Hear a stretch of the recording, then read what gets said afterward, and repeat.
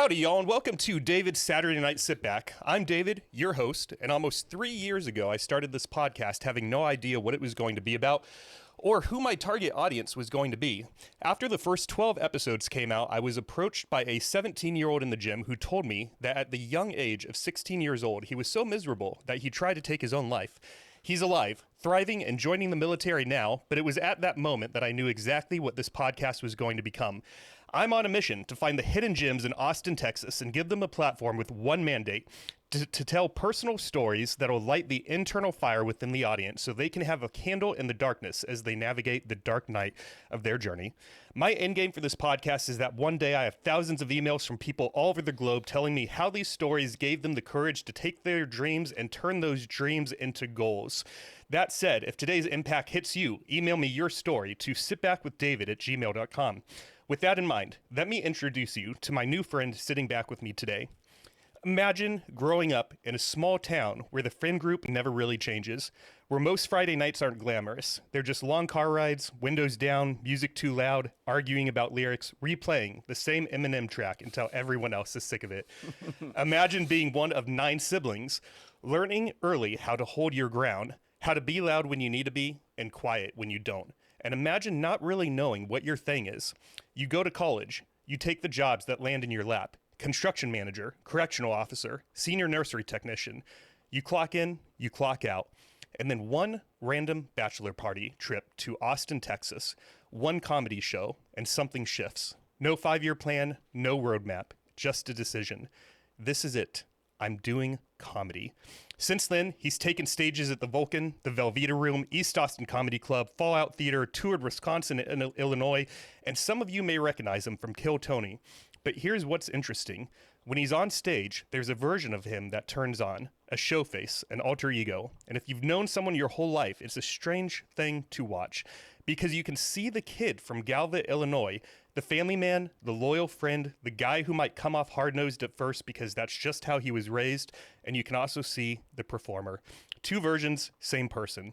Tonight, I want to figure out who this man is. Past the job titles, past the stage lights, past the punchlines. Sitting back with me today is comedian Austin Ingels. Austin, thank you for who you are. Thank you for being here, and welcome to your episode on David's Saturday Night Sit Back. Dude, holy shit. Can I give you that real quick? Yes, you can. I watched the Frank episode and just skimmed through a couple others, Frank Tranicosta, a friend of the show, yes. Friend of mine as well. Yeah, thank you. That's the greatest. I've been on roughly 50 to 60 podcasts, and that's the best intro I've ever had. So, hands down, that's not even close. Yours is right here, and then there's, everything else. So thank you. Thanks for having me. What went through your head as you heard all that about you? 30 years encapsulated into 45 seconds. I thought about the fact that it is crazy that, coming from a small town and thinking of David and my friends coming to shows and being like, wow, he's actually going for this, because like you said, I had an idea in 2020 when COVID hit, and I was working at a place called Green Thumb Industries. It was a weed, like a marijuana grow facility, huge grow facility in Rock Island, Illinois. And you were able to listen to podcasts and everything. And I just got, like you, I dove into 2 Bears, 1 Cave. I was already in the Rogan universe as it was. And I could, 8-hour shifts, and you can just listen to you can listen to podcasts the whole time and you're with your headphones. I was like, man, I think I would really be into doing comedy and or podcasting. And then, like a year went by, I was still doing that. And then my friend, JD Spetz, who I told you about, whose podcast I was on, Movies I Like, which the feed no longer exists. He had done he had done 8 or 9 episodes of it. And I didn't even know about this podcast because he was doing it during COVID and didn't really put much out as far as like marketing himself and everything, but he posted it on Facebook, and I'm like, oh my God, dude, you did Scream, you did 8 Mile. I'm like, you did a bunch of movies that I love. You and I are great friends. We always talked movies and music together. I'm like, would you like a guest sometime? Because he had his sister on, I think, at this point. And then he had another buddy of ours on. He's like, yeah, dude, come by. And we did American Psycho. Good movie. Oh, come on. Come on. We're white guys here. It's pretty... It's like that and Wolf of Wall Street. It's in the fuck boy guy. Can I curse on this? I'm sorry. Yeah. Okay, well. I'm not going anywhere. Yeah. I'm not fucking leaving. But yeah, after we did the podcast, I was on that, on that for 5 or 6 episodes. And then I went to, and then like David told you, we went to Austin, Texas for my buddy Brady's bachelor party, and we saw a show at Vulcan, a secret show on a Thursday.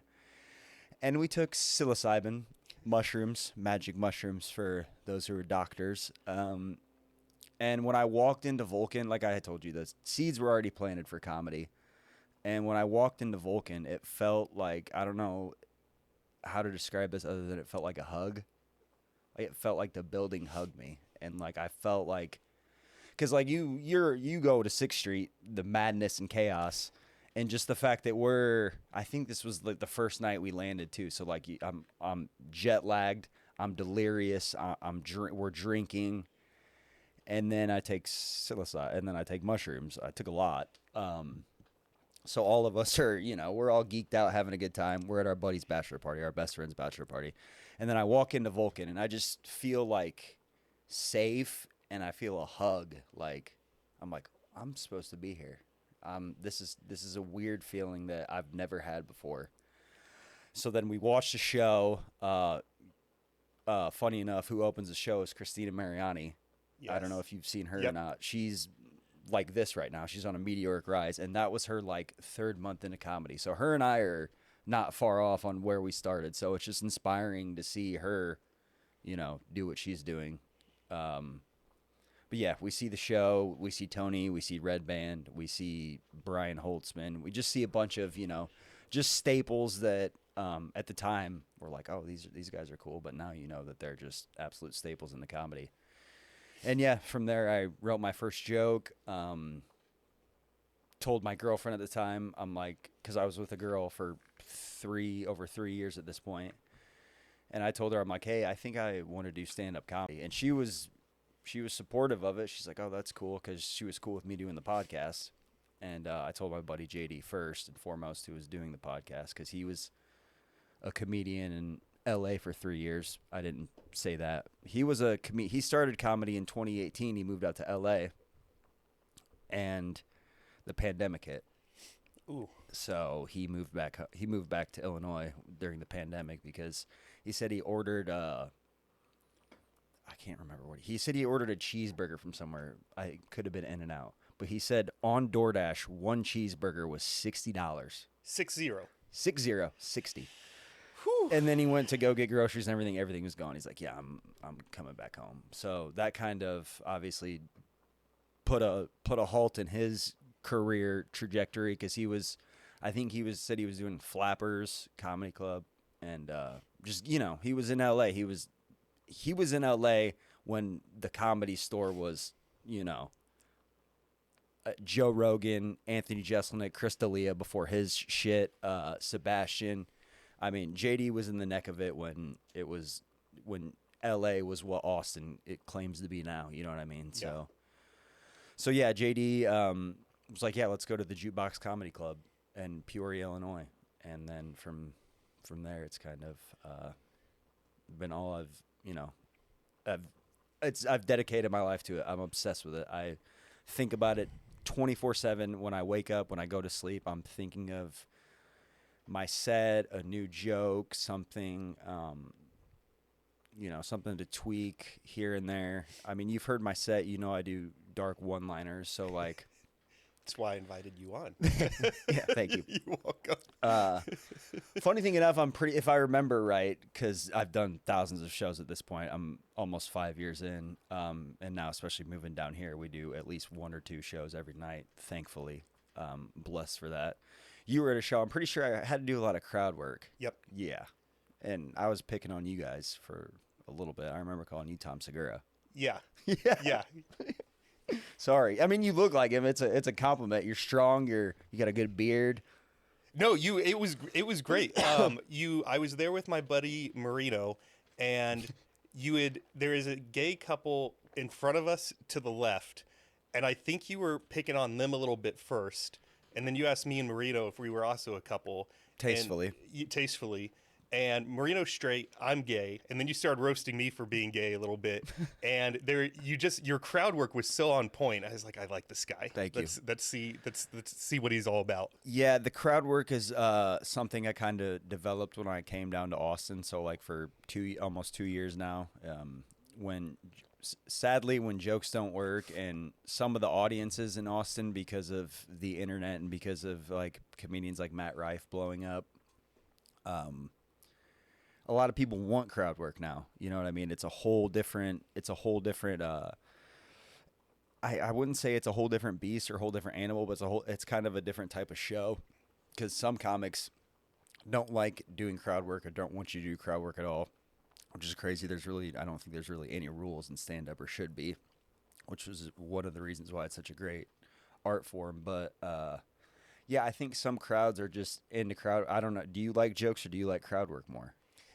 50-50. I don't know if that's a terrible answer, but no, I need to hear stuff like that. You know what I mean? Because it's like, I can tell some people, you can tell some crowd members, if you're doing crowd work on another person in the crowd, you can tell that they're like, all right, I don't give a shit about this person. I want you to tell jokes. Yeah. But then there's some people who are like, oh my God, yeah. Or if you've seen the room I perform in, it's a small room. We can only fit 25 in there. Say there's only 10 people in the crowd. You kind of got to address the fact that it's so absurd that I'm standing in a room that is, you know what I mean? Yep. You got to address the absurdness of it, take the layer. That's how I feel anyway, because I've gone into sets where I'm like, oh, I'm going to get them with my jokes, how clever I am. They're going to love it. And they don't want to hear that, or they're just like, this is weird, dude. I don't know what you're doing. So you got to address the absurdness of it all and then maybe ease into it, I've found. But yeah, there's just some crowds want to hear only jokes. Some crowds don't want to hear jokes at all. So it's just a tightrope you got to walk. And that night was perfect for crowd work, because me and Marino, when we left, we were talking about it. For some reason, people weren't laughing at the jokes. But Yeah. then whoever the first comedian was that started doing crowd work, maybe it was you had the really conservative family that was there on vacation. You had the Mexican couple that was hilarious. Yeah. You had the brother and the sister in the front row. There were all these just like perfect sort of little stereotypes, pockets of I guess different you people. could call Yeah. them, where you could pick at them. And Yeah. so once you guys started doing the crowd work, I felt like the room lit up a little bit because of just the dynamics of who happened to show up that night. Absolutely. And like I said, we do a free show. We do a free bar show. I mean, it is a great room, and it's above the bar, so it's separated and everything. So like the bones and structure of the room, comedians would tell you, it's a great room for comedy. But like the fact of the matter is, it's not a comedy club, and no one paid a ticket. So like it's no holds barred sometimes. You know what I mean? Like you don't know what you're gonna get. We had a heckler last night that was a girl who would not stop heckling. So for like the majority of my set, I would tell a joke, and then I would have to address her reaction to the joke. You know what I mean? Because like she had a comment to say about everything, and then finally, I think like 2 comics after me, she finally shut up, but they stayed the whole show. So it's like there's no rhyme or reason for anything, because like we'll have some people who will come in for a comic or two and be like, okay, well, that was my free dose of comedy, I'm gonna leave. We'll have some people stay the whole hour and 15 hour and a half show. So the beauty of Austin is you get so many tourists. Like you said, there was perfect stereotypes of pockets of people, and that's what we get almost every night. It's awesome. It makes going on the road cool, because it's like almost swimming with ankle weights here. I'm sure comics have said that before, but like doing comedy in a city is hard. It's the best because you get so many opportunities and spots, but there's different politics, there's different types of groups, there's tourists. So like you're never performing for just one specific group of people like you are when you kind of go on the road, if that makes sense. Yeah. So I love it. It's the best. Let me set the stage here a little bit, and we'll come back to comedy in a few minutes. Hit me. Are you happy? Yeah, I think so, for the most part. Because I'm chasing a dream. You know, I don't really consider it a dream at this point because I'm in it. I'm trying to be as present as I can, not to go dark and ominous on this beautiful sunny day. But Eric Dane just died, like the guy from Grey's Anatomy, and I saw something that he wrote to his daughters that said, "Be present." And I'm always the problem with comedy and anything else is I'm always looking ahead to the next thing, so I can never really enjoy what I'm doing, and I think that's one of my biggest problems. If I had to self-diagnose myself, is I need to live in the present more. I need to just like take, like you said, I'm from a small town, and like I need to just like be like, all right, dude, that's cool that you did that. Don't be so hard on yourself. You know what I mean? Like I think that's one of my biggest issues is like very.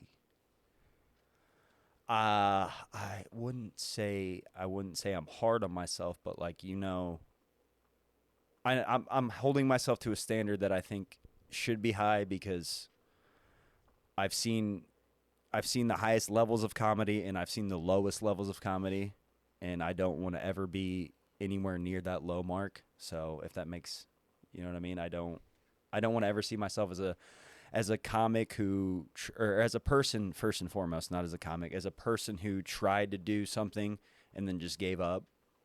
So I don't want to ever just give up, if that makes sense. Makes a ton of sense. Yeah.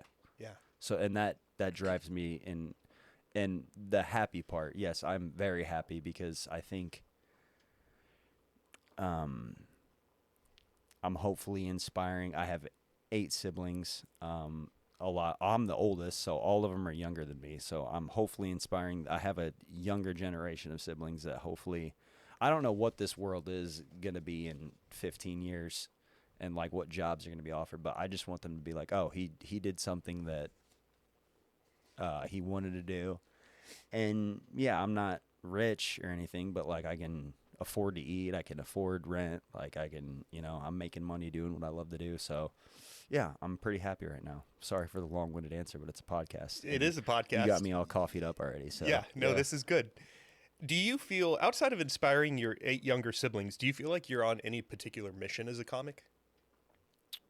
That's a good question. I think my mission. Well, you went to a buddy of ours, Frank, who's on the podcast. You went to his special recording last night.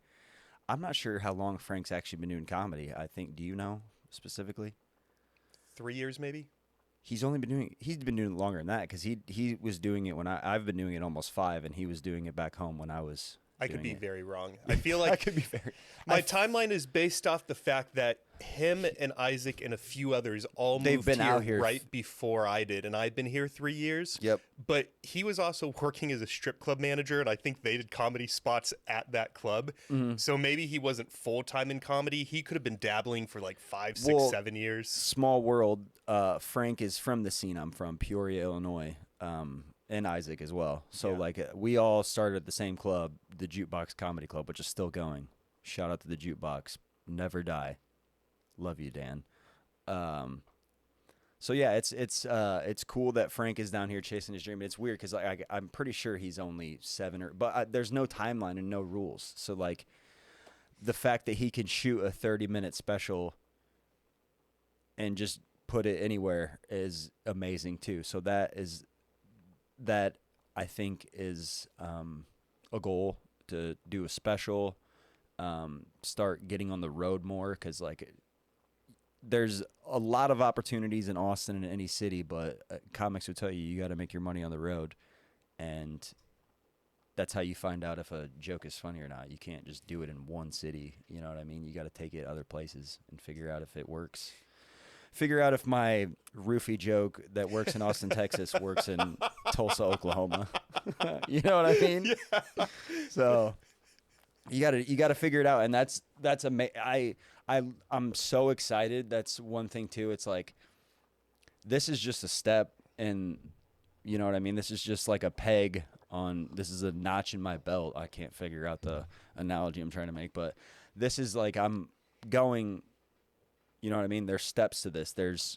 You can't just start comedy and expect to get famous. That's where I have a lot of friends that, maybe they did some great sets back home in the Midwest, or maybe they had some success in the Midwest with a couple sets here and there, and they just like thought they were going to get famous right away. And it's like, dude, what do you think you're going to do with your even good 5 minutes? Like, what is that going to do? Because once that's gone and you're famous, where do you go from there? You know what I mean? Like, this isn't a sprint. This is a marathon, and I've realized that, and that accepting that too has made me happy. Because at first, when you're a young comic, you're like, why am I not getting on this? Why am I not? You're comparing yourself, and I finally have, I would say in the last 6 months specifically, have like stopped comparing myself, especially to the comics, in my class or whatever, or the people that I've moved down here with, or the people that I consider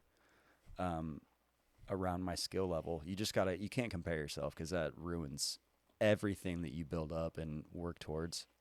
Like I could have a great set and then go on Instagram and see that, oh, this guy got into the club that I want to get in. That just ruined my night. And then that takes away from the great set or two that I've had. You know what I mean? It's comparison is the thief of joy. Yeah. So as long as I'm not comparing myself to people, I think I am happy for the most part. So I think it was, or not I think, but Jimmy Carr was someone who said that happiness equals quality of life minus envy. So maybe if you got to a place roughly 6 months or so ago where you stopped comparing yourself to others. It might not even have been 6 months. It might have been 2 months. I'm just trying, you know what I mean? Like it's recent. Yeah, last night. Yeah. Finally, I'm done. Finally, I'm done comparing myself. Yeah, dude, Jimmy Carr is a dark one-liner guy. You know what I mean? Yeah. Like, and he's turned into someone in the last few years that I didn't think that I would like listen to as much, because he's a Brit. Gross. No. America. Yeah. Go back to your country. I love him. He's the gems that he drops, and I think he's trying to teach a comedy class too. So more people like Jimmy Carr, and not stuck up, bitter OG comics. We need less of that and more Jimmy Carrs. Yes. Yeah. Who, if we strip away all of your prior job titles and the fact that you're a comedian now and go past service level, who is Austin? Damn.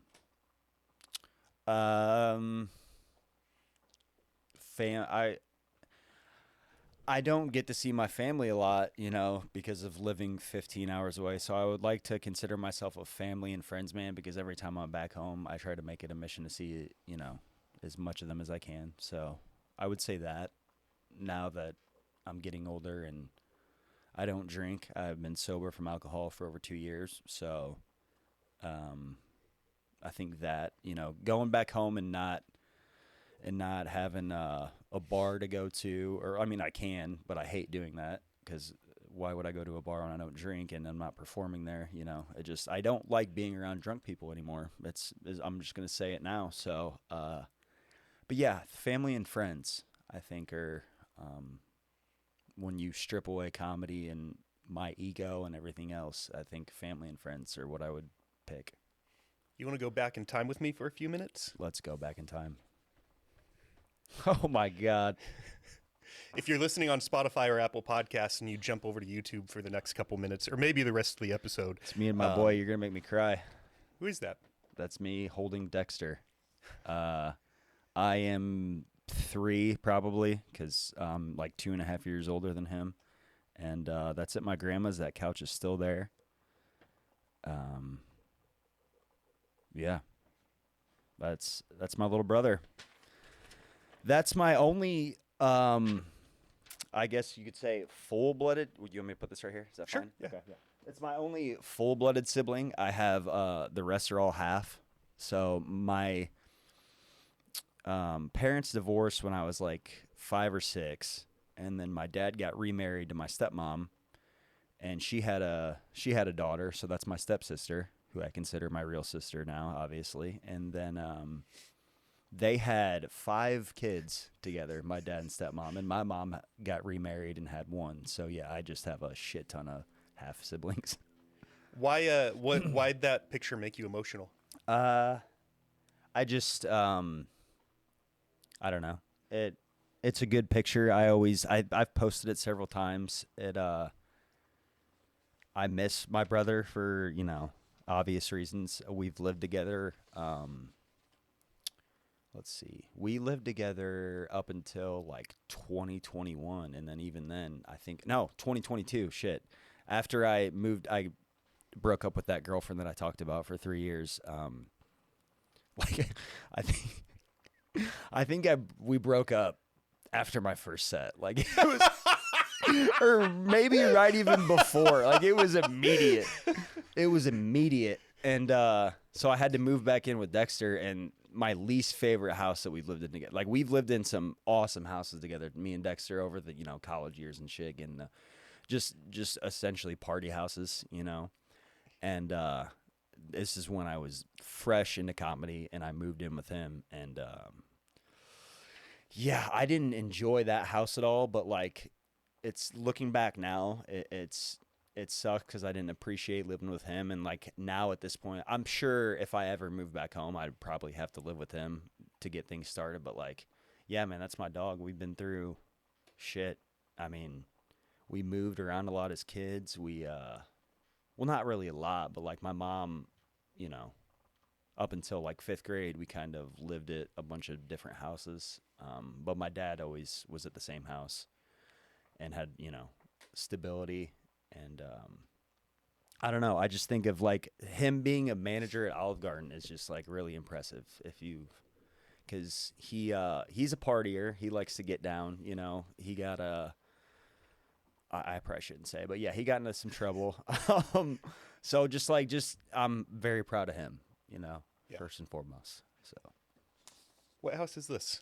Oh shit, that's the house I grew up in. That's your dad's house? That's my dad's house. This house, you remember the movie Project X, right? No. You've never seen the movie where like they threw the crazy party? No, you don't recall Nope. that? In like 20 I'm going to watch it though. Mm-hmm. Oh, it's got a great sound. It's essentially just a movie. You're just at a party the whole time, so it's just great music and like it's funny. Like the producers are super bad. Everything good? Yeah. Yep. The producers are super bad did it, but yeah, that house I grew up in. That's my dad owned that house up until like a couple years ago. He finally sold it, but grew up there up until my dad lived there until 2011. So like from 1994 or 5, because they lived in another house when I was born. That was my home. So we lived there up until 2010, and then my dad rented it out to people. And then in 2015 to the beginning of 2016, Dexter and I rented that house from my dad. Yeah. So like we we threw some parties there. 4th of July 2016, we decided we're going to throw our own Project X party. Yes. So if you saw the movie, you'd be like, "Oh fuck. Oh no, you guys didn't."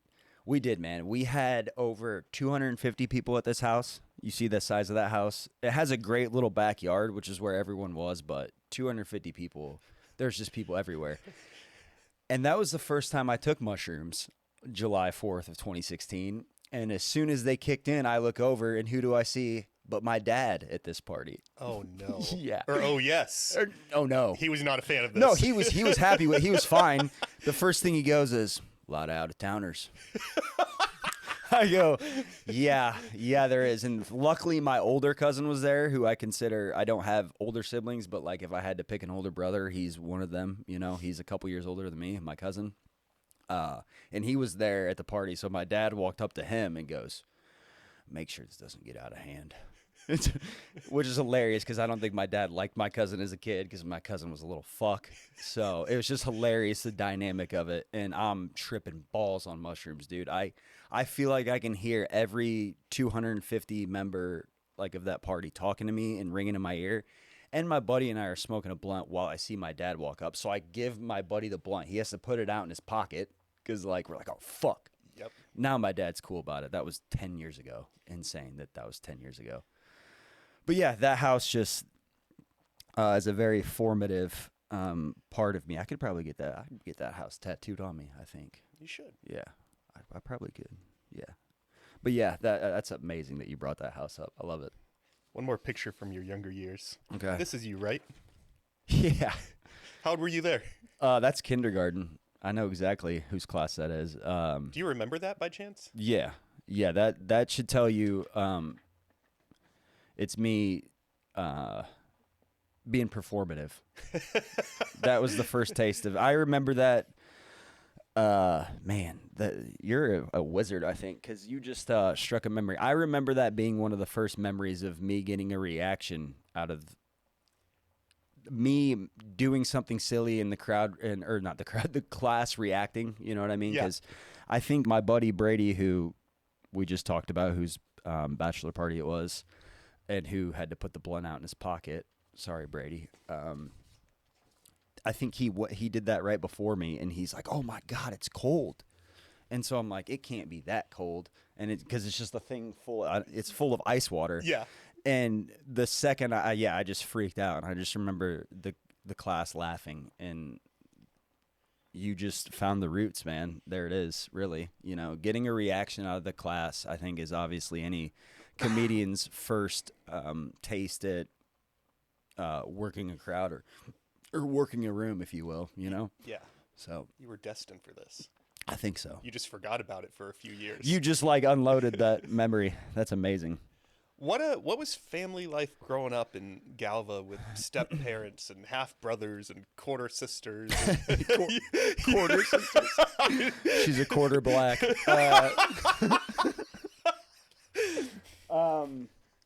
It was cool, man. I have the thing about like I said, family and friends. I have a huge family that's not immediate too. So like I have 20-something cousins, like first cousins. So when we were kids, it was, you know, when we'd go stay at my mom's side is the big side. My dad, I didn't have any cousins on my dad's side growing up, so it was all on my mom's side. And yeah, dude, it was just like, think of 12 kids all around, you know, the same age, just fucking up their grandma's small house. Like, I remember New Year's, I think 2020 or New Year's 2000. So like the millennium, they packed us all in our grandma's house. Like, just the thought of this is insane. Like, and they didn't think we were going to be up all night. Like every 30 minutes, shut the fuck up. Like every 30 minutes we're, you know, waking them up, making a sound. So just like growing up, I would say, the dynamic was in small town, divided families. I wouldn't change it. I loved it. It was amazing thinking about it now. Your parents, what was like their North Star for raising you guys? Like, did religion play a part in the household, or was it more of just like standards that their parents passed down to them? Was there none? There was none. No, it was, we kind of went to church a little bit when my dad and stepmom first started dating. We would go to a church, but like, and I'm confirmed by the Lutheran church technically, so like up until 8th grade I would go to church a lot. But also that church that I got confirmed at was a block away from my mom's house, so I would just wake up and walk there. So like it wasn't hard to go to church then, but like we weren't religious or super crazy or anything like that. We just kind of you just did that in small town, you know what I mean? Like it's part of the community. But no, their North Star, I would say, is hard work. That's really, both of my parents have always, my mom has always had 2 jobs, if not 3. My dad always had a job, and then always is work. When my dad's at home, he's not sitting still like on the couch just relaxing. He's doing some project, and up until now he's 55, gonna be 56 this year. Like he's still always doing something. So that, I think, is the North Star for me too. Is like you always got to be working, and they understand it too. Like they get it. They didn't miss a lot of games, but I remember the games they'd miss, and I would be like, well, why are they doing that? But now I totally get it as an adult and someone who has to grind and misses I mean, I would love to be able to go see all my little brother's basketball games and shit, like, you know what I mean? And I'm able, thankfully, with technology, someone streams them live, so I'm able to watch that. But just, you gotta work. You got to work for what you want, and they instilled that, and I finally realized that 10 years ago. Thankfully, some people don't ever realize it, but you got to work if you want to get anywhere. Yeah. And you got to work hard too, because just doing the bare minimum isn't going to get you anything either. So, Did you? What'd you play sports wise? I did baseball, basketball, and football. I did everything. Woo! Yeah. You stayed busy. Yeah. Why all three? I loved sports growing up. That was my identity. Through college was sports. If I had any identity as a kid, it was sports and friends. It was playing baseball in the summertime. Like every day we'd play baseball, we'd trade cards, and then up until like junior high and stuff, like we were still playing baseball in the summer every day. And then it would turn to basketball, and then we'd do football when it was football season. I played quarterback. I could throw the football a quarter mile if you want me to. I could probably throw the football to Texas, if we're being honest. Or to Austin, sorry. You're about 20 miles from Austin, not to give your location away, but I could throw a football that far. And just baseball. Did you play sports? Soccer and basketball. Okay. Hell yeah. You look like you'd fucking body somebody in basketball. Yeah. You set some screens? I tried. I wanted to play football, but my parents wouldn't let me. I think they were afraid of concussions and that. The funny thing, I forget if it was my mom or my dad or both of them, but they had this theory that the majority of football players become criminals, and they didn't want me to become a criminal. That's when hilarious. I mean, they are a lot of them are wife beaters, so they're not. They're not. Your parents were kind of right in that sense. That's hilarious. So. Soccer's a physical sport. It's too much running. There's a lot of running. I hate the cardio. whole time. Yeah, literally the entire time. You're just like da da da da da da. But I played soccer in like elementary school. Our town is pretty big into soccer and then like once you hit junior high, there's just no soccer. There was no soccer team. I think you could travel somewhere, but yeah, it was the big three. Baseball, basketball, football. How small was your high school? 1A. So like 250 in the whole high school. So roughly like 80 people per class. I think I had 50 in my graduating class. It might have been 48. And I was ranked 26th, like as far as academic wise. So right in the middle. Is that good? I don't think neutral? so. I mean, my dad wouldn't think so. He hated my grades, but like, I don't know. I consider myself to be a smart guy and heady now, so I don't know. Who needs grades? When you think about middle school and high school, was there any moments or any stories that you think sort of launched you in the trajectory that made you the man you are today? I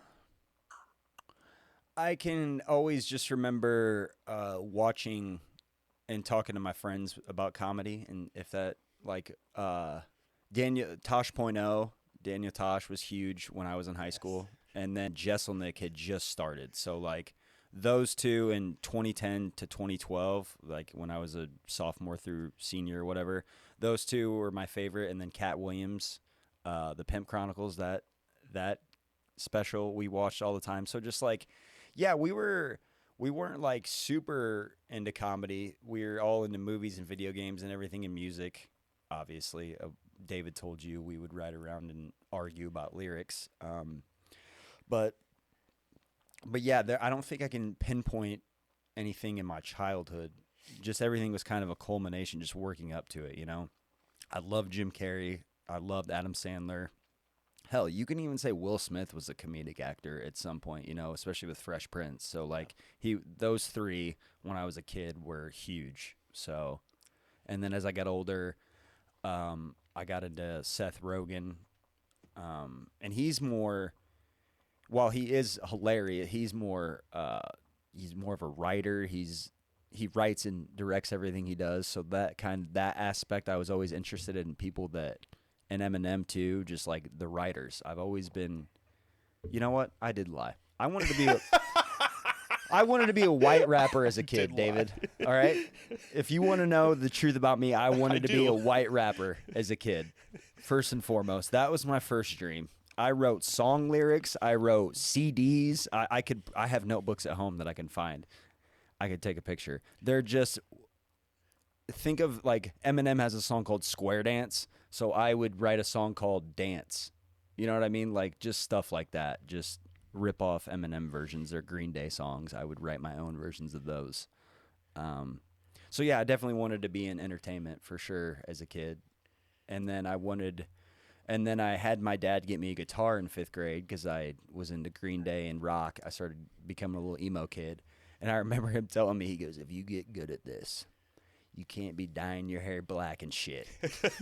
Like, I always loved the rules he set. Like he'd always be supportive, but he'd always have the one rule, you know what I mean? And that was the one with the guitar. He's like, you can't be emo and shit. You can't be dyeing your hair black. And yeah, I took guitar lessons and was too stupid and impatient, so I never learned how to play guitar. So Yeah, I got fired up when David told me you liked Eminem because originally when you showed up, I was going to have either Blink-182 or Green Day playing. Either of those, all three of those would have worked. I've been in an insane Blink-182 dive like the last month, like going back and listening to their deep cuts and everything, you know, and like songs that I forgot about, and man, I love them. I've been on a big Linkin Park kick recently. I love Linkin Park too. I don't know why. I was just talking to my friend. We heard, might have been Breaking the Habit. We heard that on 6th Street the other night. We were like, dude, Linkin Park rules. Yes, like, they do. Chester, I'm so sad about Chester because, like, god damn, that dynamic was amazing. But yeah, Linkin Park, fuck yeah.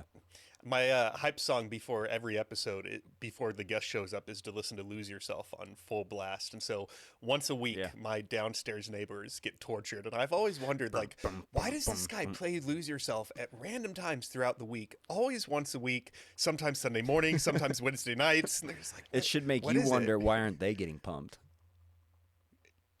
You know what I mean? What are they doing? How doesn't that pump you up? Here. Maybe it does. Maybe they're dancing down there with me. Like, we don't know why this is playing right now. They're throwing up spaghetti. Yeah. So when we graduate high school, we are tasked with this big decision of choosing what do we want to do with the rest of our lives. What was going on with you in life when you graduated high school? I got a half scholarship to play basketball for a community college. And the community college was 5 minutes from my hometown. So Blackhawk East is technically has a Galva address, but it's right in between Galva and Kewanee, Illinois. So I was able to go play basketball for a year and realized right away that I was not going to be a professional athlete. I'm 6'1", and that's not tall in basketball. That that only gets you so far. So I played the full year and realized that, maybe my years of college or maybe my years of athletics were finally done. So I stopped playing basketball and then started partying. And that affected my 20s up until, 26 or 27 years old. And then is when I started deciding I wanted to do comedy at 27. What did you do during those 5 years? I had that girlfriend. Well, I was a lover, David. You could say I was a serial dater because I had a couple girlfriends. I would, after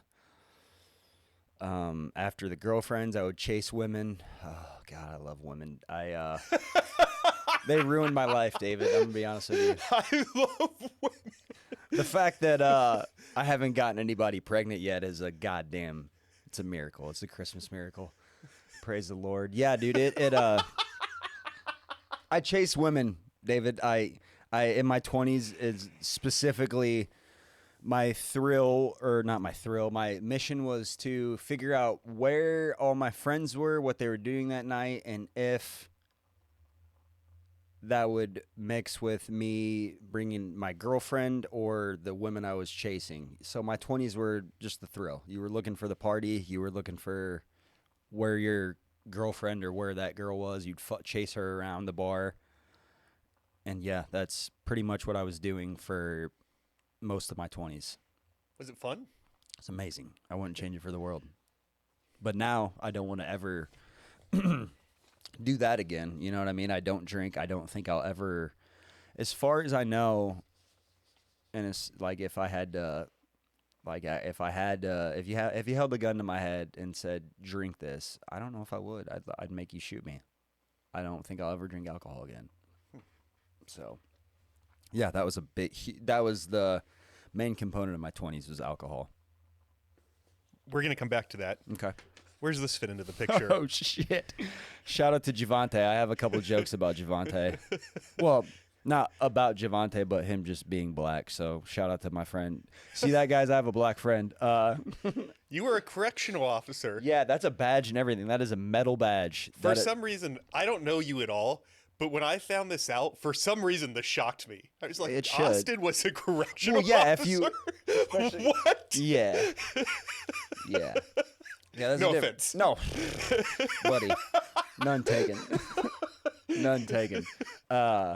Yeah, I did that for 2.5 years from 2017 to 2020. Was that during the party phase then? Or like Oh, yeah. right at it was That- during? Okay. I was making insane, well, not insane money, but like for a 23-year-old single guy, well, wasn't single for long. For a guy, I was making, I think you were making over, you were making close to 60K in a small town in 2017. So like that was a lot of money then, you know what I mean? So I was making the most money I'd had. I was working second shift. So I would get off work at 11 o'clock at night, and then it was just, let's go. Let's fucking dance. Let's party. Let's do whatever. And like Javante, that guy in the picture, he was my age. I had a couple buddies that were hired at the prison, and it was a small town. All of us were still home or like, going to college or going to work. So it was just, you go to work and then you figure out how you're going to get fucked up afterwards. That's just the way of life. I've had a few cops and EMTs and whatnot on the show, and I feel like you guys have a unique perspective where you see a different side of humanity. I can't lump myself into that because that specific prison, they were on their best behavior. The inmates, it was called a reentry center. So it started with 3 years or left on your sentence. So you were on your way of going home, and it had to be a certain, which we had murderers from the 80s. Like we had dudes who murdered somebody in the 80s and are now free, as far as I know. Like they got out while I was there. So we had murderers, we had child pedophiles, we had robbers, we had every criminal you can think of. But they're on their best behavior because they're on their way out. They're gonna be done. So they weren't like your hard, like what you think of prison. Your first immediate thought of prison, it wasn't that. You know what I mean? There was bars, there was inmates, there was barbed wire fences. It was a real prison, but like they're on their best behavior. They weren't trying to fuck off. There was only a few fights in the 2 years that I was there. Like as far as inmates, they were on their best behavior. So it wasn't like, it was still a prison and like you still had to deal with the shit, but it wasn't for me. In the best way to put it. You know what I mean? Like I saw myself, that was the first time, I wouldn't say I had a suicidal thought, but I was like, man, if I did this for the rest of my life, I don't think I could retire. I don't know. I just didn't, I was like, yeah, that's not for me. You had to work there till you were 62 and I was 23 at the time. So that was 39 years. I had gotten finally to first shift because I was on second shift for so long, and I've finally touched the weekends, like days off. Your days off are Wednesday, Thursday at the beginning, so like you have horrible days off, you have horrible work hours, and then I finally got the first shift, and like I'm like, okay, well, let's see how this plays out. I have finally a regular schedule, and I just made me hate it even more, and I'm like, I got to do something else. Why'd you hate it? You're going to a prison every day. You know what I mean? Just the environment. Just the environment. A lot of the staff think they're cops, so they act like a cop. And I was still smoking weed. Like I was a 23-year-old. I'm for the counterculture. I'm always for the counterculture. So like, if the news says, "Oh, you gotta drink this," or it's gonna say, I'm gonna take it with a grain of salt. I'm not a sheep, you know what I mean? I'm not gonna and I realized that when I was a kid that I'm not a sheep. So You're I think a salmon. I'm a salmon. Yeah. I'm gonna go the opposite way. I'm gonna dive into the bear's mouth. Since they were on their and best, you're the bear. yes, I am. Hell yeah, buddy. Goddamn right. Fuck yeah. Since they were on their best behavior, would you sometimes learn what someone was in prison for, and you'd almost have a hard time believing it? Yeah, yeah. Especially because some of them were so nice, and like one of them was such a hard worker and like meticulous about his duties and jobs. And then he's like, "Yeah, I murdered a guy on PCP in 1985." Like, all right, cool. So can you go get that like cleaned up then, or you know what I mean? It just like throws you off completely when you learn. He said he wanted to watch the guy's life leave his body. He wanted to watch his soul leave his body. He told me this. I'm just like, okay, well, I was going to go get fucked up after this, but now I kind of just want to go home and crawl in the corner and, you know what I mean? Like, what do you do with that information? Yeah. So, and the thing is, too, is like there'd be one of you and 45 of them at a time. So, like, the odds are not good.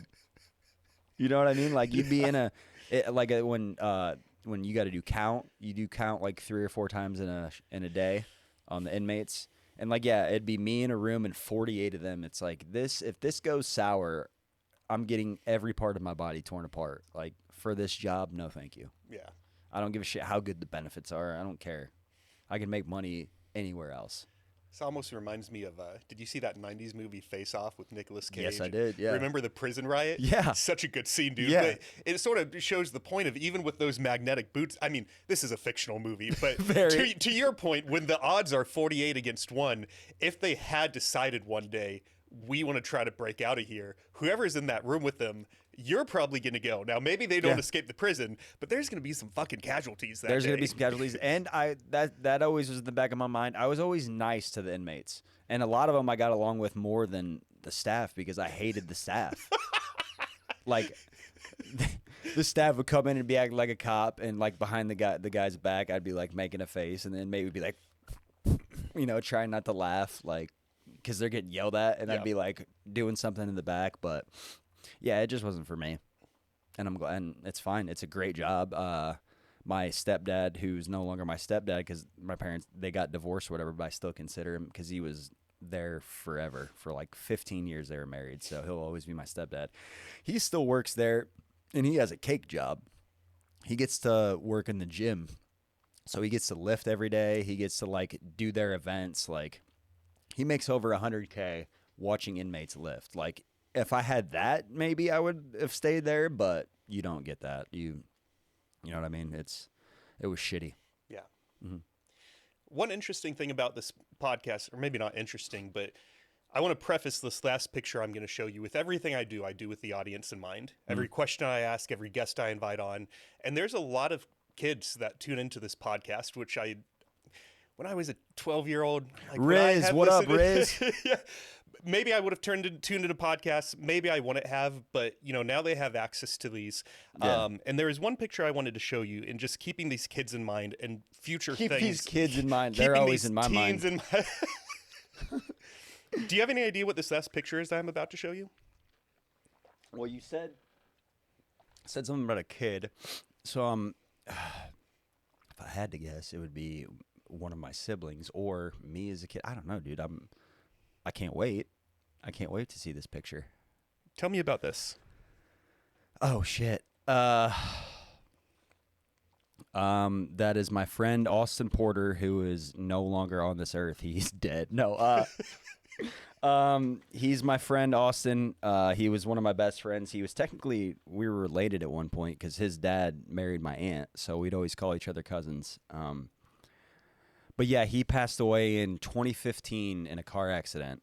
And yeah, that was definitely my aunt died January of 2015, and he died in June of 2015. So that was my real taste of like death and like growing up. You know, you can pinpoint that, right? I'm assuming like hopefully, maybe no, hopefully you've never had that, but yeah, I think everybody has their first realization of death at some point in life, sadly, because it's a part of life. Everyone fucking dies. Yeah, that was rough because that was my 2015 or the year prior. Sorry to give you long-winded answers, but it's a podcast. I went to college. I went to a college like an hour and a half away, Western Illinois, and not a lot of my friends would come visit. I say in the year I was there, a couple of them came 1 or 2 times, but Austin Porter came almost every weekend, and then just when I would go home, I would always make sure to stop and visit him. And like, he was 2 years younger than me. He was in my brother's class, but like, I just had a bond with him, man. Like it's like they say the good ones die young, but like he lived a full life. Like he, as horrible as this is, he always had like 3 girlfriends at once, and like he had his own house. Like his parents were divorced too. He kind of came from a broken home, but he had his own house like his senior year of high school, and I don't really know how. I know his dad might have been paying for it, but like he had his own house, so like that was the party house, and like I have him tattooed on me and his house number on my arm. But yeah, that was my first brush of death. Was like my aunt died, and then a couple years later, or not a couple months later, he passed in that accident. Like that was like I can pinpoint that moment in time and where I was and when it happened. It was my 9/11. My friend, and it just affected our friend group because like a couple of my friends, sadly, kind of got really heavy into partying and drugs, and like that kind of was that was like the first brush with all of us having that, and like a lot of them didn't get out of it. A lot of them, thankfully, they're getting better now, but that was 11 years ago that he died, and like some of them are just finally like getting over that hump of like, oh, I don't need to do coke and drink every day, you know what I mean? So yeah, that really that shook our world, man. In that picture right there, we just have a good time. It was just, he was one of those, you meet certain people that like are just your, like, I wouldn't say, it's hard to say this. I don't know. It's not a soulmate, but like you connect deeper than just friends. Like you get him in a way that like I could go over there and like I'd know if he was in a bad mood, he'd know if I was in a bad mood. Like, and he was 2 years younger than me. I didn't understand at the time like why this kid is just so beyond his years, and like yeah, it was pretty fucked up. He, like, because he had his own house, like kids from other towns would come and hang out. Like he really bonded a lot of people together. So it kind of fucked up. That summer was pretty fucked up. It happened in the summertime. So yeah. Did that tie into your story of sobriety at all? No. I got sober because like the last few years of me drinking, I didn't really even do it that much anyway. When I first started comedy, when I was 27, I would have to be hammered to get on stage. Like the first 4 or 5 months, I would have to get drunk, and then you get more comfortable, and then I'd realize like when I would go on stage and when I was drunk, it fucked up my timing. It wasn't good, so I stopped drinking altogether. Like before I'd go on stage, and then finally, there was just one night where I had my 30th birthday party. We had a big 30th for me. Obviously I got fucked up there. And then like a month later, I can pinpoint this. We're sitting in my friend's house. We're all fucked up. It's like 5 a.m. And I'm just like, you know what? I think this is the last time I'm going to do this. I think this is the last time I'm going to drink. And then like I always did sober January or dry January or whatever. So like I just kind of was like, I don't think I'm going to drink again. I'm good. Because I was getting 2-day hangovers where like the day after I drank, I would feel the hangover, like that shitty hangover feeling. And then the second day I would have like a brain fog like no other, and like couldn't think. And like, bro, I do comedy. I'm supposed to be witty and fast on my feet. Like, nah, I love this shit too much to care about that. And like if I moved down here in Austin and was still drinking, I would have been broke. I would have been homeless. Like I couldn't have afforded to drink down here. Because when I first got down here, I didn't have a job. I had to figure out. I was on unemployment. I had to figure out all that. So yeah, that wouldn't have worked. When's your birthday? November 2nd. November 2nd. What about you?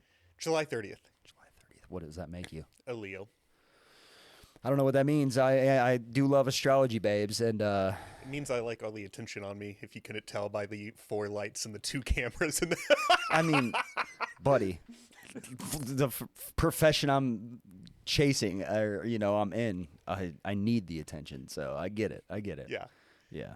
A lot of people choose, whether it's for New Year's, a birthday, a bad hangover, to Mm-hmm. oh, I'm going to start going to the gym, I'm going to stop drinking. They either have this I'm going to start or I'm going to stop. Yeah. You actually stuck with it. Yeah. What and you told me too, if I offered you a whiskey right now or whatever your drink of choice was, you Yeah. wouldn't take it. No. Where does that resoluteness come from? How do you think you've managed to go 2 years and just have this determination to not drink again? Well, to be honest with you, sorry to my parents, but I smoke marijuana, so I'm California sober. Okay, so let's get that out of the way. So I wouldn't say I'm sober, but like that helps. The marijuana helps, and just I don't that lifestyle is I don't enjoy it anymore. Like I don't.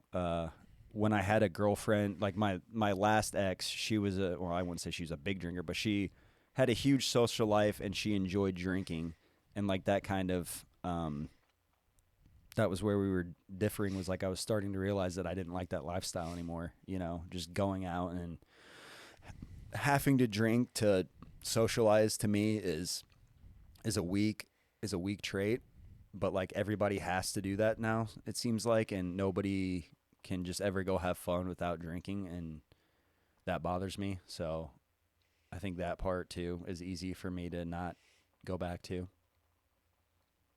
If that It makes sense. Yeah. As I'm not going to say I'm not going to drink for the rest of my life. Yeah, no, I don't ever judge anybody either. Like I said, I smoke marijuana very heavily. So like I don't judge anybody on the way they choose to, escape the fucking crazy life that is in the world right now. Like I think you need some sort of escape. If you can't go to the gym, if you can't find something creatively that helps you escape, you got to have something. I mean, even priests have something, you know what I'm talking about. They got a deep, dark secret. That no one knows about. Yeah, that no one knows about. So All I was going to tack on to that was I think if you find your wife or why you're starting or stopping something, it helps your wife. Sorry. You're fine. I have a live event coming up in a week, in 6 days actually. And even just the 28th, I'm going to be in Missouri. that's okay. So shout out to you. Thank you. Yeah. But I operate so much better when my head is clear. Like even last night, I slept like a baby, and I feel like this conversation is going so much better than if I had gone. The crowd had gone to the creek in the cave last night, and I ended up just coming back home because I knew if I go to the creek, I might throw back a few drinks. I'm gonna be tired. I'm gonna be hangry, and this is too important to me to come into it hungover. And so that's what keeps me sober most of the time, is just remembering like the podcast is my number one priority. Yeah. Not having a fun Saturday night that's gonna cost a lot of money and make me feel like shit afterwards. Yeah. I know that's the thing too, is like how fun can being fucked up or getting fucked up be if like the next day or two you're just worthless. Like I can't afford to do that anymore. Like a day or two of just being out of commission you can't do that. Like everything's gotta go. You're always looking forward. That like again, I'm trying to be present, but like, dude, I gotta do shit in the future. I can't fuck this up. Like I can't. Oh, I want to get fucked up one night and say something stupid to a girl who that girl happens to know the manager of the creek in the cave, and now I'm fucked. You know what I mean? Like, I don't want to do that. Like, I used to do stupid shit when I was drunk, so I'm good on that. Yeah. Yeah. Well, hey, I want to play you something because I brought up Austin, I brought up your sobriety. These are heavy topics, and I want to try to raise your spirits back up.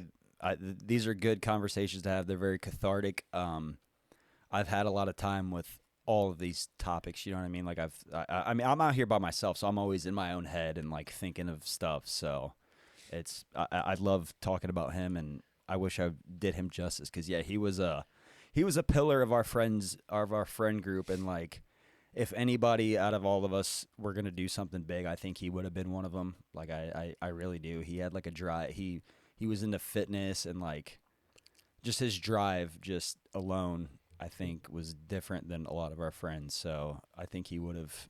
That's one thing that sucks is he would have probably been successful in whatever walk of life he chose. So, but he also is. I'm like we talked about religious earlier. To bring it back to religion, I wouldn't say I'm super religious and into God, but I do believe that there's something heavy or something bigger than us and a higher power than us, whether it's one thing, whether it's just the universe in general, whether it's a guardian. Like I feel him and my grandma and like the couple friends that have passed, I feel that like I pray to them, and when I do pray or whatever, I talk to them, if that makes any sense. I can feel him at times, and like just like certain randomly I'll hit it, something will hit me that'll make me think of him, and I'll be like, well, that wasn't on accident, that was intentional. There was something to that, you know what I mean? Like there's a reason why I'm thinking of that, and you just gotta, as an artist or as a performer, entertainer, you just gotta channel any emotion that you can put into a joke, or like that's where I found the jokes that have worked, because I tell absurd misdirection one-liners. A lot of the jokes that work are from truth. So as long as I can, keep digging into all that what made me, and that this is the, I'm gonna be honest, this is the best podcast I've ever done, because like the amount of research you did, and like sorry JD, but our movies can't stack up to this. So, yeah.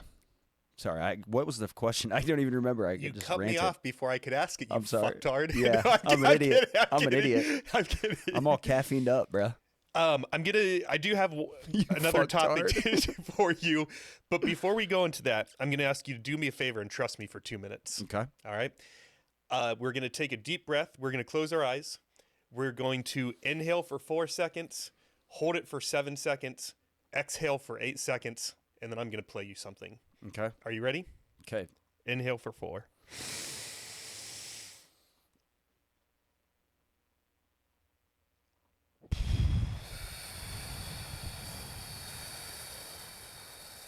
Dear Austin, I wrote you, but you still ain't calling. I left my cell, my pager, and my home phone at the bottom. I sent 2 letters back in autumn. You must not have got them. There probably was a problem at the post office or something. Sometimes I scribble addresses too sloppy when I jot them. But anyways, fuck it. What's been up, man? How's comedy? Nice. Get it? Probably not. But seriously, dude, everyone back home is so proud of you for chasing your dreams and not letting anything hold you back, and it's truly inspiring. When life hands you a boulder in your rear window, you make lemonade jokes, or however that goes. Keep being you, keep pushing your limits, and make those dreams become a reality. Love you, dog. Sincerely, David. That's beautiful. Oh my God, dude. You're the fucking man.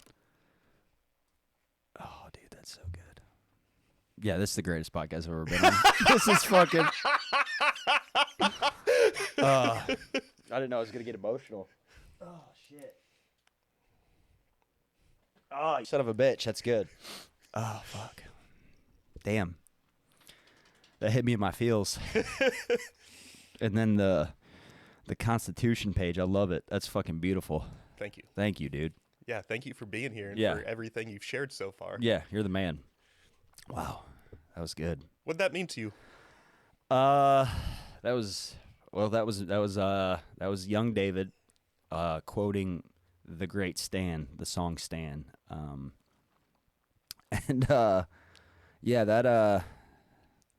hope that I don't know, that was beautiful. He's getting married this year, and he found the love of his life, so like to see him be happy, and like he's on, like his wife is, or his soon to be wife, they couldn't be a better couple. So like that, the fact that he found the love of his life just brings me a lot of joy, because he deserves it, man. He's one of the most like caring and like sweetest people you ever meet. So the fact that he found an equal part, and even more because Kaylee rules. Shout out to Kaylee. Yeah, that makes me happy, man. Everything, I love seeing my friends. I want to be successful, and like he said I inspire him, but like all my friends, living their best life makes me just so fucking happy, like beyond happy. Happy's not even a good word, you know what I mean? Like that doesn't even do it justice. But like the fact that my brother is the manager of an Olive Garden and David is got the love of, okay. He made it. That's too smooth. I got really scared there for a second. Yeah, no, just the fact that they're all living their best life. He says I'm inspiring him, but really they're inspiring me. So that's what it is. Is that where you source a lot of your discipline from? Is seeing others succeed in a way? I just think my parents, not letting down my dad, pretty much is my discipline. You know what I mean? Like it's always. When I was back home for this last holiday, he asked me what my 5-year plan was, and I was fucking so nervous because, like, he's been so supportive and everything, and I'm just like, I know there's going to be a day where if I'm not meeting his expectations because he's got such high standards that I know he's going to ask me.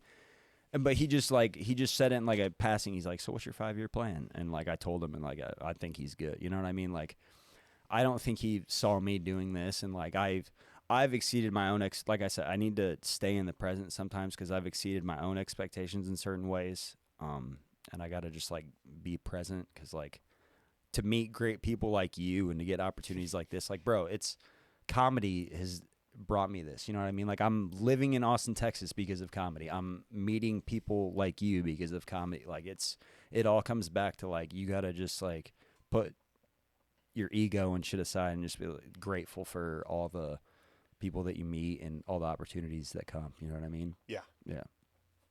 What do you, fast forwarding to today, Austin, when someone meets you for the first time, do you feel like there's anything they misunderstand about you? And it doesn't count like being you on stage. You meet someone in a street, a bar, a comedy club. Yeah, because I have a resting bitch face, I think. And I also, I just don't. I don't make great first impressions. I've been told this several times. Like the problem is I love it when like you met me on stage first. So like if you would have met me before that, I have resting bitch face. I'm always thinking about something. You know what I mean? Like I'm always in my own head, and that probably rubs people the wrong way because they're thinking like this guy's such a dick. When the truth is, I'm thinking about 1,000 things at one time, and that's probably a bad thing that my mind is doing that. But like making a first impression is usually my last thing that's on my, you know what I mean? And it shouldn't be. Like I need to do that better because I have been told several times by some of my friends that I met in comedy. They're like, I hated you at first. Like, oh God. And it's like, well, why? And they're like, well, I thought you were a dick. I'm like, I'm not. I was just probably in my own head. And like, if you meet me at a comedy show and I'm running the show, I'm going to be running around with my head cut off. Yeah. And like, you can't take that at face value. But like, I don't know. Just, I do need to make better first impressions. I just got a hiccup. Sorry. It's okay. Yeah. How do you sleep at night? Not great. No. How do I sleep at night? And I'm asking literally because similar to you, the podcast overtakes all of my brain capacity. Oh, that's where I do my best. Most of my writing comes at night when I'm in, because I can finally settle down, and I write on my phone. So I mean, I do write some jokes by hand, but not a lot. It's usually all on my phone, which I don't know if there's a proper way to do joke writing or not. But I feel like I'm succeeding thus far. But yeah, I usually come up with my best shit at night. Like that's the problem is like I'll be in bed at a decent time or late-ish, but like the problem is I'm up for either watching stuff or writing or just my best stuff is done at night. Like my brain goes 1,000 miles an hour, like you said. Like it all replays the day. Thoughts come back from like, I can't believe I said this when I was 12 years old to that girl. You know what I mean? Like just shit like that. Yeah. Like, oh my God, I said that. I acted like that. What did my face look like? And then you just freak out and spiral. But I like that she can just, is it he or she? He can just go out. Sorry. It's okay. That's Thad. Thad. Yeah. Thaddeus. Do you have an alter ego when you go on stage? No, I just think it's like I wouldn't even say it's a character. It's just like I write in like an absurd way. It's just I wouldn't say it's an alter ego, but like I guess it's a stage character because like I'm really a nice person and I don't roofie girls, so I'm only thinking of one joke specifically. But like, yeah, I just have it's comedy. I think it needs to have a bite to it. I don't like if you can come up with a clean joke. I always think even if it's a clean joke, there's usually some bite to it. There's no other way to describe it. So, yeah, I guess my stage ego is different than me because I think I'm a nice person, and when I get on stage, I can kind of be a dick or the antichrist, if you will. So I don't You're know. the villain. Yeah, that you play the villain. But I want people to like me. That's the thing. It's like you got to walk a tight line because like I could go up there and I have so many fucking shitty, horrible, dark jokes. But like I'm trying to find the balance of like it being a little dark, B silly, but like I want you to laugh at it still. You know what I mean? Like at the end of the day, I want you to laugh still. So I'm trying to walk the line in a way that's tasteful, you know? Yeah. Yeah. What's going through your head when you're on stage? Does Does it slow down finally? Are you able to focus on the moment? It depends. If the crowd is good, yes, but like if it's a fight, then you're like, oh fuck. And the more you get on stage and the more your the more comfortability you get on stage is you make it seem so like if the crowd is going crazy, I don't want you to see me and think that's flustering me. You know what I mean? I want to seem like I'm Teflon up there, like that it's not bothering me. So if I can do that, I feel like that's the crowd. Fuck it. If they're going crazy, it's my job to wrangle them in. And even if it is hectic, I can't show that, you know? Yeah. Wondered now that we've talked about all of this, does your answer to the question, who is Austin, change at all? I don't think so. I think it, if anything, you know, if you had a question about me and who I was, that was answered, hopefully, you know? I'm just curious. Yeah. Never ask the beginning question at the end again. No, I like it. We'll callback action. Yeah. Yeah. Hell yeah. I have one or two more questions for you, but before I throw them out there, is there anything specific that you wanted to riff on today that neither of us has brought up yet? What made you want to do this, the podcasting? I was on about 6 or 7 episodes of different podcasts during the pandemic, and they were all over Zoom. They were really fun. Yeah. But I was just like, man, this is not it. Over Zoom's not it, Yeah. right? Yeah. So I knew I wanted to come to Austin. I knew I wanted to start a podcast. Where are you from? Sacramento, California. Okay. California guy. Little town called Folsom. Okay. It's known for the Johnny Cash prison. Is what we're reputable for. Like the where it was filmed? Yeah. Okay. Hell Yeah. yeah. Yeah, all of California, I'm assuming half that everywhere you go, somewhere's been touched and filmed there, you know. Probably. Yeah. Yeah. San Diego, Tahoe. Yeah. But I came out. I told myself I'd record at least 21 episodes, and if I figured out what this thing was going to be about, I would keep going. I figured it out, and here we are at episode 158 or something. That's amazing. And you do it that's the thing too. It's like people got to understand 158, however long we're doing this, you did all that prep. You gave me the greatest gift that I've ever received on a podcast. I mean, yeah, it's a whole, you realize it's a whole, like it's a job. Yeah. Essentially, you got to dive in. And the fact that, you know,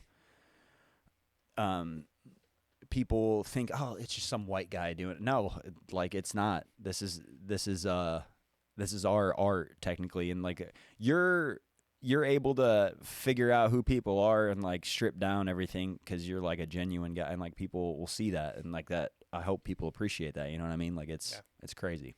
Thank you. It's Absolutely. the kindest thing that you could say to me. Hey, I'm trying. Let's say your life was a movie. Okay. All right. Okay. What would the audience be screaming at the screen for you to do differently right now? God, that's a fucking good question, dude. Holy shit. Damn, I don't know. find love, maybe. I don't know.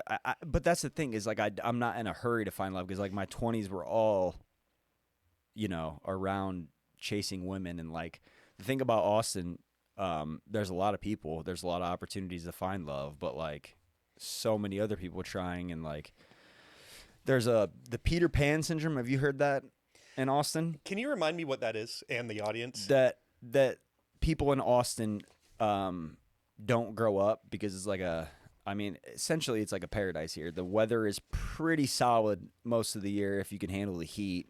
But like right now, it's the end of February and it's 70 and sunny out. So yeah, it's like it's the never growing up syndrome that they say that is prevalent in Austin, and I see it too because you see people walking around that have been here for 20 years and are still doing the same thing. So yeah, it's just hard to find. I wouldn't say it's hard to find love, but I think maybe that they'll be like, hey, I think you need to dedicate even 5% to maybe someone else. You know what I mean? Because I can be selfish sometimes when it comes to this, but you have to be in entertainment. Yeah. You know what I mean? If you just said this, I apologize. Are you pursuing dating in any way, shape, or form right now? Or because you went from in your 20s, having like multiple leads at one time. Yeah. Or are you just like so head into comedy right now that it's not even on your radar? It's not. I mean, I've lived in Austin for almost 2 years now. I've went on only like a handful of dates and like kind of talked to a girl for a little bit. But like, I realized like before I moved out here, I was in a relationship and we broke up. We like agreed to it. I have to give until I can find someone that understands this, like that I have to give all to this, and like they're gonna be on the back burner essentially until I can film a special and tour and like have an actual following. They're gonna be second. So like, and that's shitty to say, but that's just the reality of my situation right now is like I have to put myself first. And like I didn't do that in my 20s. I put them first. I put my friends first. So I'm finally doing that. So like I think that's admirable to finally put yourself first. It does come off as selfish and it can be. But yeah, I'm always looking for like I think they say you always know when you see it, but like I've thought that with the last 3 relationships, I'm like, oh my God, that's my girlfriend. I love her so much. This is my girlfriend. Like I'll never love anyone else. And then that goes away and then you find another. So like, I don't know, dude, I haven't found the one yet. You know what I mean? Like I just said, David and Kaylee, they're meant for each other. So like when I find that, cause like I see that and like my friend Brady, who we were out here when he got married, when I see him and Hannah together, it's like, I want that, but I haven't found it yet. And like when I find it, is it going to affect comedy is the main thing. Cause like, this is what I'm going to do till I'm dead. If I die in a hotel somewhere, that's the story of me. Cause I was doing comedy. So yeah, it's gotta fit perfectly with that. I've had a couple. You and me are similar in this way that I've had a friend or two ask me, what's going to happen when you get in a relationship one day and they come to your house for the first time and they walk in and see that the podcast literally takes up 25% of your living space. Mm-hmm. And then you got to tell them something like, hey, on Sunday morning, I have a comedian coming over for 2 hours and we're going to have an interview. So you either need to be quiet, stay in the bedroom, sit on that couch and watch or leave. Mm-hmm. How's that going to go? And I just said, well, I guess they can sit and watch me do my thing and be proud of me and we can celebrate this together, or they can walk out the door and never come back. Yeah. I think, yeah, if they can't make that, no, that's not, because if they can't make that little sacrifice every week for you to do something that you love, I mean, like, then they're not the one, you know what I mean? Like, that's the thing is, like, I started in 2021, and Pete Davidson was like, you know, all the girls were his thing. So like girls loved, when I started comedy, girls were like all into it. But then when they like see the lifestyle that you live and like the dedication that comes with everything, it's like, I don't think they think it's that attractive. Like they want, some of them, I'm not saying all, because I'm not, ladies, no, I'm not doing this.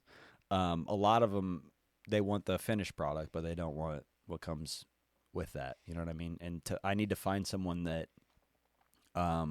is going to be able to go up with me and like not just expect me to be here at a certain point. And yeah, if that makes any sense. Yeah. Because that's how I feel like a lot of when they see you in entertainment or any aspect. They think that, oh, you got to be famous or you got to be making money right away. And no, we find the love in just doing this for this. Like, this is like the feeling that you get from a podcast and the feeling that I get from going on stage. There's no other way to describe it other than you were meant to do it. And like, you feel like that when you get done with something, you're like, oh, I'm on the right path. You know, you're not going it.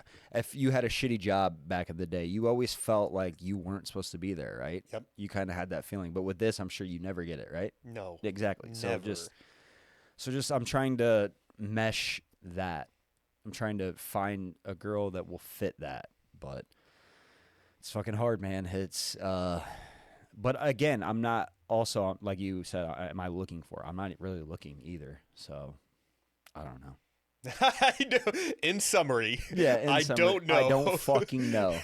Yeah. Well, maybe if we stop looking for it, we'll find it. Maybe, But neither of us are looking for it right yeah. now. I mean, it's great to be able to have your own, like, you got a great space here, and like you would need someone that fits perfectly, right? You don't want them to come in and be like, oh, well, I don't like that you have that in the corner. It's like, well, fuck you. Like, this is me. This is what I do for a living. Like, and if someone were to like say something about this, it's like, this is a beautiful setup. Like, you have a whole living space right there. Like, this isn't in the way of anything. So yeah, you got to find someone that knows and understands the grind, because that's what it's about, is the grind. I think we both need to find someone that has their own grind and that we enjoy watching them just as much as they enjoy watching us. Yeah. So a lady that would want to watch you do comedy, and then whatever her thing is, you're going to make those time sacrifices because you're just obsessed of watching her when she's in her element, whatever that may be. Yeah. And that's sort of what I'm looking forward to. It's like, if I meet someone and this might sound bad, but they like just have an 8 to 5. Maybe they care about it, maybe they don't, and then they just like rest and relax on the weekend. Like, I don't think that would fit with me. Well, yeah, that's just like they're just going through the motion. You know what I mean? Like, yeah, you gotta, and it sucks because there are people that just live that life, and like I want them to find what we found, because like we found a creative outlet to articulate ourselves, to be able to express emotion. You almost made me fucking cry, you bastard. You son of a bitch, motherfucker. No, that was great. Yeah, and just like to be able to, like you have this, you can do whatever with this. Like you can talk to whoever. That's amazing. The fact that if someone were to see this and not want to be a part of that, I just don't understand that. That's why you got to find the perfect fit. Like, there's people that see this and we're like, oh, waste of time, done. But then there's someone who sees this and is like, wow, I see his dedication. I see, you know what I mean? Like, you'll find someone, and we'll both find someone that appreciates the grind, and not just the outcome, you know? yeah. So that's what I want, is someone that appreciates the grind. Yeah. Yeah. Well, Austin, before you leave here today, I did a quick Google search this morning on what laughter does for a human being. Oh, shit. And from a biological standpoint, it lowers stress hormones, releases natural opioid, I can't say that word. Opioids. Improves blood flow, boosts immune markers, strengthens social bonds, increases pain tolerance, and enhances mood. And I love having comedians on the show, because I truly believe that with the current state of the world today, if we could all do a little bit more laughing, we might get to a better place. If we start sleeping better, if we have healthy blood pressure, like, I truly believe comedy could be this catalyst to making the world a little bit brighter. So, you just seem to have this determination to make it in comedy. I hope that determination never goes away. I'm always going to be cheerleading for you from the sidelines, and I can't wait to see where you go in the next couple of years. Hell yeah, dude. You have a lifetime fan and friend now from me as well. If anybody ever says anything, I'm going to fucking stab them about you, dude. I'm going to shank them. I'm going to say, oh, I've been to prison, motherfucker. You see that? That's in the side, dog. Yeah, dude, thank you for having me, and like the fact that you care this much to dive into people's psyche, and I can't believe you asked Frank these questions too. It's like, that piece of shit. No, I love Frank. What's his? So like you went to his special. That is amazing, because like you saw everything he's worked up to at this point, and you saw him probably freaking out. Yes. Yeah. Yes. So like, yeah, that's a cool experience to have. I don't think I would be ready to do that right now, but all the power to Frank. That's fucking awesome, especially if you got it on Prime too. That's like, I think that YouTube is the great way still for everything because like it's so accessible, but to have a Prime credit, that's amazing. So shout out to Frank. Hopefully you guys watch this episode because I did. Just out of And curiosity. Isaac, piece of shit. I love you, Isaac. I know, but I do too. I also think you're a piece of shit. Yeah, you're a bastard from Peoria. Oh, gross.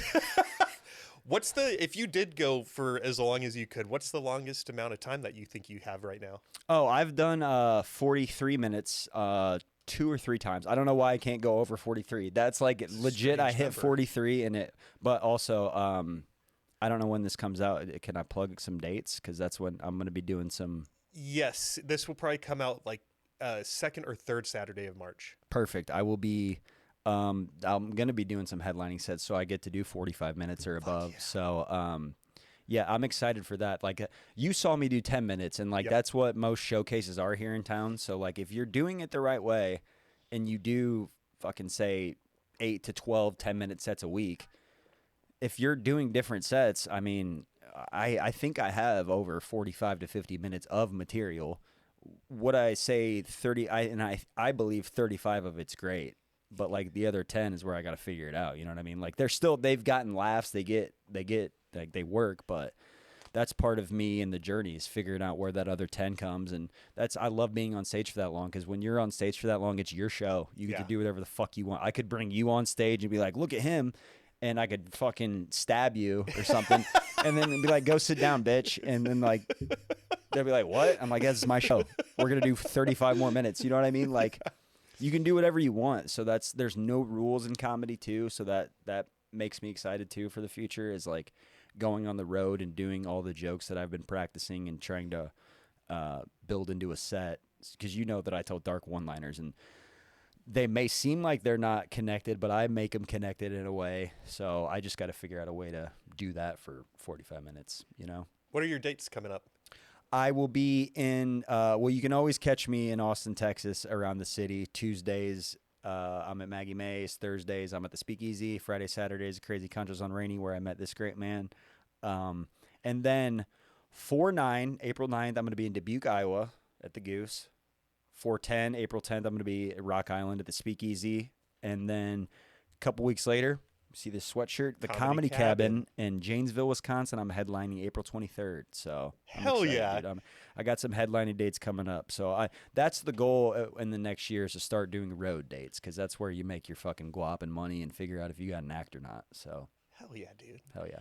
Thank you for having me. I Yeah. appreciate you, brother. Thank you for being here. Yeah, anytime you want me back, and if Frank wants to come on with me, I'll fucking stab him on live camera. So. Dude, let's do a Frank and Austin episode. That'd That would be be great. funny. Yeah. Frank actually hasn't made a solo appearance yet. All of his appearances have been with 2 or 3 other comedians. Really? So I haven't had this experience with Frank. You just say it. You don't want him here alone. Just say it. Yeah. Frank, sorry, that is the truth. Oh shit, that's hilarious, Frank. Frank, we love you, man. Yeah.